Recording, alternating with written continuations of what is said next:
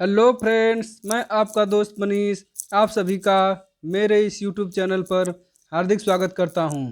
पिछले वीडियो में हम लोगों ने बालक के विकास से संबंधित महत्वपूर्ण तथ्यों का अध्ययन किया था।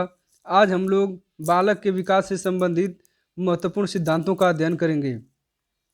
अगर इस संबंधित टॉपिक से आप लोगों को कोई भी सुझाव देना है तो आप लोग कमेंट बॉक्स में कमेंट करके मुझे सुझाव अवश्य दें। अगर इस चैनल पर पहली बार आए हैं तो मेरे इस चैनल को लाइक एवं सब्सक्राइब जरूर करें। आइए हम लोग विकास के संबंधित सिद्धांतों को देखते हैं। तो जो विकास होता है वह जटिल व निरंतर चलने वाली प्रक्रिया होता है और यह जन्म से लेकर मृत्यु तक समान रूप से चलती रहती है। और विकास की प्रक्रिया अनियमित गति से नहीं बल्कि यह धीरे धीरे क्रमबद्ध तरीके से एक निश्चित समय पर होती है। यानी इसमें यह कहा गया है कि जो बालक के अंदर जो विकास होता है वह बालक के गर्भधारण से लेकर के मृत्यु पर्यंत तक समान रूप से चलती रहती है।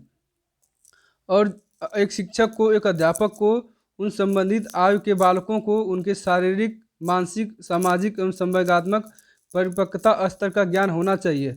अगर अध्यापक को उस बालक के शारीरिक, मानसिक, सामाजिक व संवेगात्मक परिपक्वता स्तर का ज्ञान होता है तो बालक से संबंधित समस्याओं का निदान करने के लिए जो शिक्षक होता है वह सही दिशा निर्देश कर पाता है, यानी बालक को सही दिशा प्रदान कर पाता है। अब हम लोग विकास से संबंधित महत्वपूर्ण सिद्धांतों को देखते हैं। इसमें जो पहला सिद्धांत है वह है निरंतरता का सिद्धांत, प्रिंसिपल्स ऑफ कंटिन्यूटी। इसमें यह बताया जाता है कि जो विकास की प्रक्रिया है वह कभी न रुकने वाली प्रक्रिया है। यानी जो विकास की प्रक्रिया है वह सतत रूप से, निरंतर रूप से, अविराम रूप से लगातार होती रहती है। अगर वैज्ञानिक तरीके से इस निरंतरता की बात किया जाए तो जो बालक होता है उसका जन्म दो कोषों से मिलकर होता है। पहला जो होता है वह स्पर्म तथा दूसरा जो होता है ओवम। स्पर्म और ओवम जब साथ मिलकर के निषेचन की क्रिया करते हैं, फर्टिलाइजेशन करते हैं, तो उस फर्टिलाइजेशन के परिणाम स्वरूप एक बच्चे का जन्म होता है। और जो वह ओवम होता है, ओवम में बहुत से परिवर्तन देखने को मिलते हैं और वह धीरे धीरे परिवर्तन एक मानव के रूप में निर्मित होता है। इस प्रकार से हम लोग कह सकते हैं कि जो विकास होता है वह धीरे धीरे चलने वाली प्रक्रिया है। अब हम लोग दूसरे सिद्धांत को देख लेते हैं। जो दूसरा सिद्धांत है वह है एक रूपता का सिद्धांत। इसको इंग्लिश में प्रिंसिपल्स ऑफ यूनिफॉर्म पैटर्न कहते हैं। इसमें यह बताया गया है कि जो विकास की प्रक्रिया है उसमें हमेशा एक रूपता दिखाई देती है। चाहे जो बालक है उसके अंदर व्यक्तिगत विभिन्नताएं भले ही कितना ही क्यों न हो, लेकिन उसके अंदर जो विकास की प्रक्रिया है उसमें एक रूपता दिखाई देती है। जैसे जो बालक होता है, बालक के अंदर जो भाषा का विकास होता है वह एक निश्चित क्रम में होता है। चाहे वह बालक अमेरिका का रहने वाला हो, चाहे वह पाकिस्तान का रहने वाला हो, चाहे किसी भी देश का रहने वाला हो, उस बालक के अंदर जो विकास की, जो भाषा विकास की प्रक्रिया है वह एक एक उसमें एक रूपता दिखाई देता है। जैसे जो बच्चों का शारीरिक विकास होता है वह भी निश्चित क्रम से होता है। जैसे जो बालक का सबसे पहले विकास होता है वह सिर का होता है, उसके बाद उसके पैर का होता है, लास्ट में उसके पैर का विकास होता है। तो यह जो सिर से लेकर पैर तक का जो विकास होता है यह सभी बालकों के अंदर एक रूपता होता है, सभी बालक में समान रूप से होता है। ऐसा नहीं है कि किसी अन्य बालक में जो है सबसे पहले पैर का निर्माण होगा, उसके बाद सिर का, तथा किसी में पहले पैर का, पहले सिर का, तथा किसी में बाद पैर का। ऐसा नहीं है, मतलब सभी में एक रूपता दिखाई देता है। जैसे जो बालक होता है उसमें दूध का दांत सबसे पहले टूटता है, तो वह हर जगह का बालक चाहे किसी भी वातावरण में रहने वाला हो, वो सभी बालकों का जो दूध का दांत है वो सबसे पहले टूटता है। अब हम लोग तीसरे सिद्धांत को देख लेते हैं। इसमें कहा गया है बाहरी नियंत्रण के आंतरिक नियंत्रण का सिद्धांत, principles of outer control to inner. यानी इसमें यह बताया गया है कि जो छोटे बच्चे हैं उनके अंदर अगर नैतिक मूल्यों व सिद्धांतों का विकास करना है तो जो बालक होते हैं वह दूसरे पर निर्भर करते हैं। तो ऐसे में अगर वैसे बालक का अगर नैतिक मूल्यों का विकास करना है तो जो बड़े लोग हैं उनको स्वयं उस तरह के क्रिया करके बालकों के समक्ष प्रदर्शित करना होगा। तो बालक जो है उनकी क्रियाओं को देख करके नैतिक मूल्यों का विकास कर लेगा, क्योंकि जो बालक होता है वह ज़्यादातर चीज़ें वह अनुकरण से ही सीखता है। अब हम लोग चौथे सिद्धांत को देख लेते हैं। इसमें कह रहा है मूर्त से अमूर्त, principles of concrete to abstract. इसमें यह बताया जा रहा है कि जो बालक का मानसिक विकास होता है वह सबसे पहले भौतिक रूप से जो वस्तुएं उपस्थित होती हैं उसी के बारे में चिंतन करके होता है। यानी इसमें यह बताया गया है कि जो वस्तुएं बालक को प्रत्यक्ष रूप से दिखाई देती हैं, बालक उसी के ऊपर चिंतन करता है, उसी के बारे में सोचता है। उसके बाद धीरे धीरे उन वस्तुओं के बारे में जानना शुरू करता है जो उसको दिखाई नहीं देती हैं, यानी जो अमूर्त होती हैं। तो इसमें यह बताया गया है कि जो बालक का विकास होता है सबसे पहले वह मूर्त से लेकर के अमूर्त की तरफ होता है। अब पांचवें को देख लेते हैं। इसमें कह रहा है एकीकरण का सिद्धांत, प्रिंसिपल्स ऑफ इंटीग्रेशन। इस सिद्धांत के अनुसार यह बताया गया है कि जो बालक का संपूर्ण अंग है, वो सबसे पहले बालक जो है अपने संपूर्ण अंगों का प्रयोग करता है, उसके बाद धीरे धीरे जो विशिष्ट भाग हैं छोटे छोटे उनका प्रयोग करता है।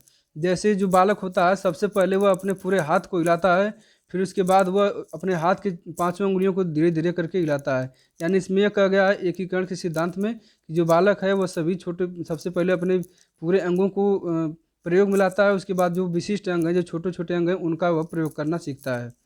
अब हम लोग छठवें सिद्धांत को देख लेते हैं। इसमें कह रहा है सामान्य से विशिष्ट के विकास का सिद्धांत, principles of development from specific. इस सिद्धांत में यह बताया गया है कि जो बालक होता है वह सबसे पहले सामान्य बातों को सीखता है, फिर उन सभी सामान्य बातों को मिला करके वह विशिष्ट सिद्धांत निर्माण करता है और विशिष्ट बातों को सीखता है। जैसे जो बालक होता है वह सबसे पहले नाम को जानता है, फिर वह स्थान को जानता है, फिर वस्तु का नाम जानता है। इनका नाम जानने के बाद ही फिर वह यह डिसाइड करता है, यह जान पाता है कि जो किसी व्यक्ति वस्तु अथवा स्थान का जो नाम है उसको हम लोग संज्ञा के नाम से जानते हैं। तो इसमें यह बताया गया है इस सिद्धांत में कि सबसे पहले बालक जो होता है वह सामान्य बातों को जानता है, उसके बाद उन सामान्य बातों को मिला करके सम्मिलित करके कुछ विशिष्ट सिद्धांतों को जान पाता है। अब हम लोग सातवें सिद्धांत को देखते हैं। इसमें कह रहा है विकास की भविष्यवाणी का सिद्धांत, principles of predictability of development. यानी इस सिद्धांत में यह बताया गया है कि बालक किस प्रकार के भविष्य में बालक जो है किस प्रकार की रुचियों को रखेगा या किस प्रकार की क्षमता उसके अंदर विकसित हो सकेगी, इसका भविष्यवाणी किया जा सकता है। अब आठवें सिद्धांत को देख लेते हैं। इसमें कह रहा है विकास की दिशा का सिद्धांत, प्रिंसिपल्स ऑफ इंडिविजुअल्स डिफरेंस। जैसा कि पहले बताया जा चुका है कि बच्चे के विकास की शुरुआत सिर से होता है और उसकी टांगें सबसे बाद में तैयार होती है। तो इसमें जो यह बताया गया है इस सिद्धांत में कि जो बालक होता है उसका जो विकास सबसे पहले सिर का होता है, उसके बाद उसके पैर का होता है। इस तरह से इस सिद्धांत में बालक के विकास का जो प्रक्रिया है यह 3 प्रक्रियाओं में विभाजित किया गया है। इसमें पहला जो है सिर से लेकर पाँव तक, यानी सबसे पहले बालक का सिर निर्माण होगा, उसके बाद उसके पाँव का निर्माण होगा, यानी सबसे पहले उसके सबसे बाद में उसका पैर बनता है।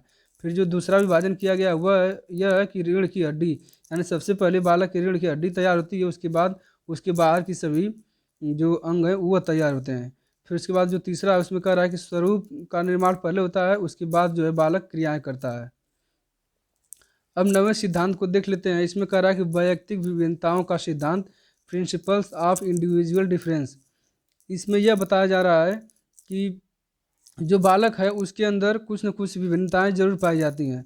भले ही जैसे मान लीजिए कोई भी एक माँ है, उसकी 2 जुड़वा बच्चे हैं, तो भले ही वह बच्चे एक साथ उनका जन्म भले हुआ है, लेकिन उन बालकों में कुछ न कुछ विशेषताएं अवश्य पाई जाती हैं। इसमें यही कहा गया है इस सिद्धांत में कि बालकों के अंदर कुछ न कुछ वैयक्तिक विभिन्नताएं जरूर पाई जाती हैं। अब हम लोग 10वें सिद्धांत को देख लेते हैं। इसमें कह रहा है वातावरण और वंशानुक्रम के परिणाम का सिद्धांत, principles of product of heredity and environment. यानी इसमें यह बताया गया है कि जो बालक होता है उसमें सबसे अधिक जो प्रभाव होता है वो वंशानुक्रम का होता है, यानी माता पिता का होता है।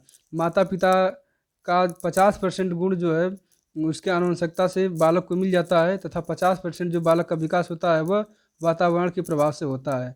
यानी अगर किसी बालक का सही ढंग से विकास अगर होना है तो उस बालक के लिए जो आनुवंशिकता है तथा वातावरण, यह दोनों ही एक अच्छे तरीक़े का होना चाहिए, यानी दोनों ही बालक के अनुरूप होना चाहिए, तभी बालक का सही ढंग से विकास हो पाएगा।